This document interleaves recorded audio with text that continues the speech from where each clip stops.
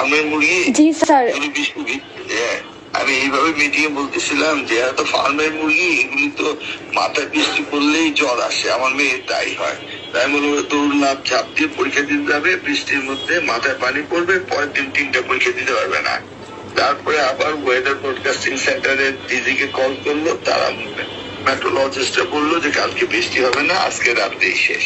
কিন্তু স্যার যাদের জ্বর হয়ে গেছে, আমরা সিটি কলেজের স্টুডেন্ট, তো আমরা যেখানে পরীক্ষা দিতেছি অলরেডি জ্বর, কারণ তারা বৃষ্টিতে ভিজে অবস্থা খারাপ। যেমন ইংলিশ সেকেন্ড পেপার পরীক্ষার দিন বৃষ্টিতে ভিজছে, তেমনি আইসিটি পরীক্ষার দিনও পরীক্ষা শেষে প্রচুর বৃষ্টি ছিল। তুমি দেখো আমার মেয়ে আছে, আমি তাই এটা সকলকে বুঝিয়ে বলছি। সবাই বলে যে পরীক্ষাটা দিয়ে নেন, দে আর প্রিপেয়ার্ড। স্যার আমরা অবশ্যই প্রিপেয়ার্ড স্যার। তার উপর আরেকটা জিনিস, 5টা পর্যন্ত মিটিং করেছি, কেউ রাজি হয় না। আমি 1% অল আদার্স।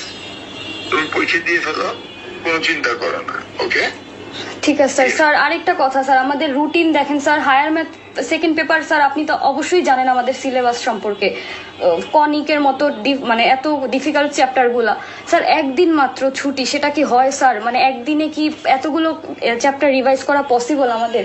ফিজিক্স সেকেন্ড পেপারের মতো এতগুলো চ্যাপ্টার, 11টা চ্যাপ্টার স্যার।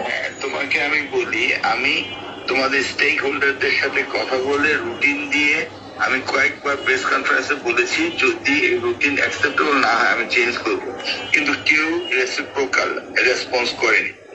কিন্তু স্যার স্টুডেন্টরা বুঝতেছে যে তাদের উপর দিয়ে কি situation. Physics second paper, biology second paper, আর হচ্ছে হায়ার ম্যাথ সেকেন্ড পেপার, মানে একদিন করে স্যার অফ, এটা কি মানা যায়? এত বড় বড় চ্যাপ্টার স্যার, আমাদের উপরও তো একটা প্রেশার হয়ে যায় এটা। এই জন্যই আগে রুটিন থাকতো, এভরিডে পরীক্ষা, সকাল বিকাল পরীক্ষা দেবে, আমরা দিয়েছি। জি স্যার। তারপর আমি বললাম যে একদিন গ্যাপ দিয়ে দিয়ে পরীক্ষা দেওয়া হোক, একদিন গ্যাপ দিয়ে দিয়ে পরীক্ষা দেওয়া হচ্ছে। This the best you could do. আমি সবকিছু চিন্তা ভাবনা করেছি এবং তোমাদের রুটিন আমি 1 বছর আগে দিয়ে দিয়েছি।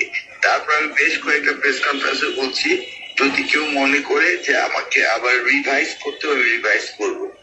আমি আসলে চাচ্ছি তোমরা যেন ভালোভাবে লেখাপড়া করো স্যার। এইভাবে হলে আমাদের কোনো কিছুই হবে না, পড়ালেখা এইভাবে তো লাভ হবে না। 5টা পর্যন্ত আমি মিটিং করেছি, নোবডি অ্যাকসেপ্ট মি যে পেছানোর ব্যাপারে বলছে। স্যার কালকে সবাই এখন জাস্ট করতেছে যে সচিবালয়